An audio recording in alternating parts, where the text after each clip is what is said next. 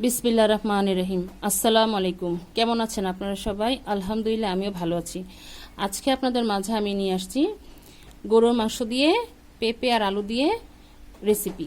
তো এটা একটু ঝোল ঝোল রান্না করব পেঁপে আর আলু দিয়ে। তো এখানে আমি 1 কেজি পরিমাণ গরুর মাংস নিয়ে নিয়েছি। এখানে আমি এটাকে ধুয়ে নিয়েছি। আর লাগবে এখানে পেঁপে আর আলুটাকে আমরা হালকা একটু লবণ দিয়ে ভেজে নিয়েছি, হালকা করে এটাকে ভেজে নিতে হবে।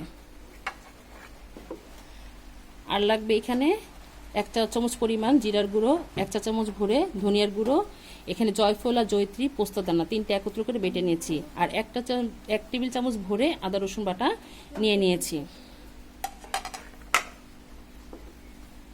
এখানে লাগবে টমেটো পেস্ট, লাগবে স্বাদ মতন লবণ, লাগবে টক দই। এখানে যে আমরা পেঁপে আর আলুটা ভেজেছি সেই তেলটা আজকে আমরা এর মধ্যে দিয়ে এটা রান্না করব।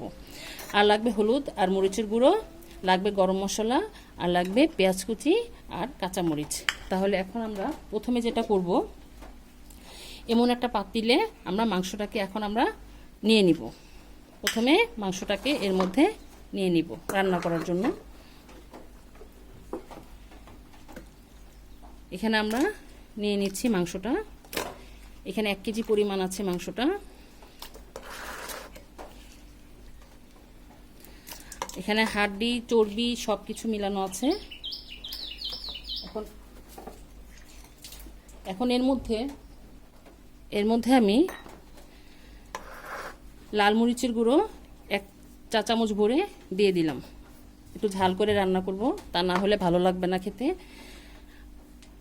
আধা চামচ পরিমাণ হলুদের গুঁড়ো দিয়ে দিলাম। যে গরম মশলাগুলো আছে সেটা এর মধ্যে দিয়ে দিচ্ছি পেঁয়াজ কুচি, দিয়ে দিলাম সয়াবিন তেল,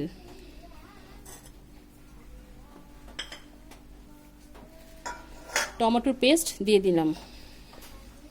এখানে একটু টমেটোর পেস্টটা দেওয়ার কারণ হচ্ছে মশলাটা একটু ঘন হবে। লাগবে পরিমাণ মতন লবণ, 1 চামচ ভরে লবণ দিয়ে দিলাম।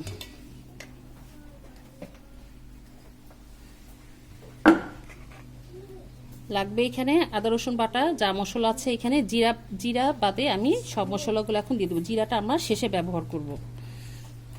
আদা রসুন বাটা, জয়ফল জয়ত্রী বাটা, ধনিয়ার গুঁড়ো দিয়ে দিলাম। জিরাটা আমরা সবার শেষে ব্যবহার করব। আর লাগবে অল্প পরিমাণ টক দই। এখানে টক দইটা একটু নাড়া দিয়ে দিচ্ছি, যেহেতু এটা আমার ফ্রিজে ছিল। 1 চামচ 2 চামচ পরিমাণ দিয়ে দিলাম টক দই।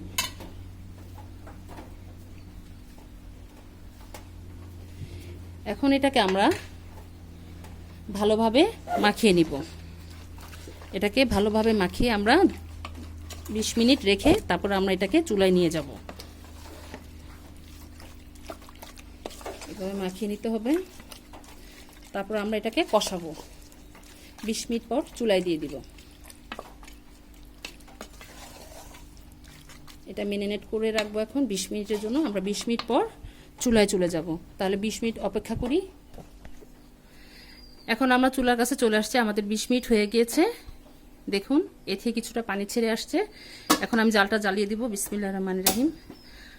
এর মধ্যে যে পানিটুকু এটার মধ্যে ছেড়েছে দইয়ের পানি সহ, এটার মধ্যে আমরা এখন মাংসটাকে কষিয়ে নিব। তাহলে আমরা বলক আসা পর্যন্ত অপেক্ষা করি।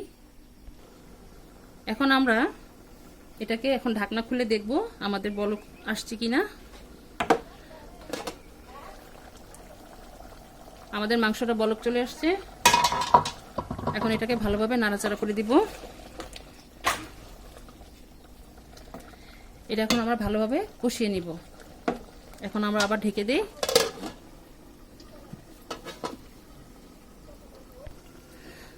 আমরা আবার চলে আসলাম। দেখি মাংসের কি অবস্থা। আমি অফ ক্যামেরায় 2 বার নেড়ে দিয়েছিলাম। এটা তেলটা ভেসে আসলে আমরা এর মধ্যে যে পেঁপে ভাজা আর আলু ভাজা আছে সেটা এর মধ্যে দিয়ে দিব। মাংসটা আমাদের কষিয়ে আসতেছে প্রায়।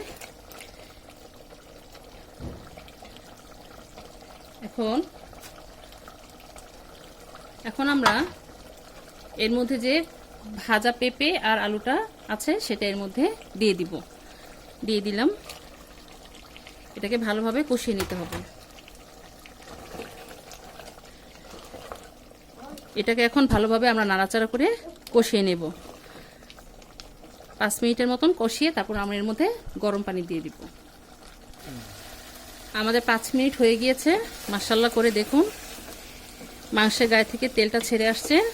মাংস যত কষানো হবে তত এটা খেতে ভালো লাগবে। যেহেতু আমাদের এটা ম্যারিনেট করা ছিল 20 মিনিট, তারপর আমরা এটাকে রান্নার মধ্যে নিয়ে আসছি। এখন আমরা এর মধ্যে যে গরম পানিটুকু করে রেখেছি সেটা দিয়ে দেবো। আপনারা গরম পানি দেওয়ার চেষ্টা করবেন। গরম পানি দিলে কি হবে, তাড়াতাড়ি বলকও চলে আসবে, সেদ্ধ তাড়াতাড়ি হবে। যেহেতু গরুর মাংস সেদ্ধ হতে অনেকটা সময় লাগে। তো এখন আমি এর মধ্যে গরম পানিটুকু দিয়ে দিচ্ছি। বিসমিল্লাহির রহমানির রহিম।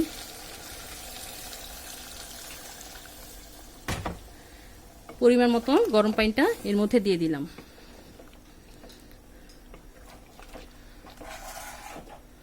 দিলাম।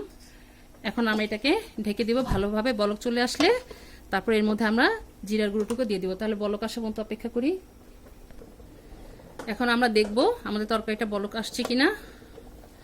আমাদের তরকারিটা বলক চলে আসছে। এখন এর মধ্যে আমরা যে জিরার গুঁড়োটুকু আছে সেটা এখন এই মুহূর্তে আমরা দিয়ে দিব। কাঁচামরিচটা আমরা পরে দিব।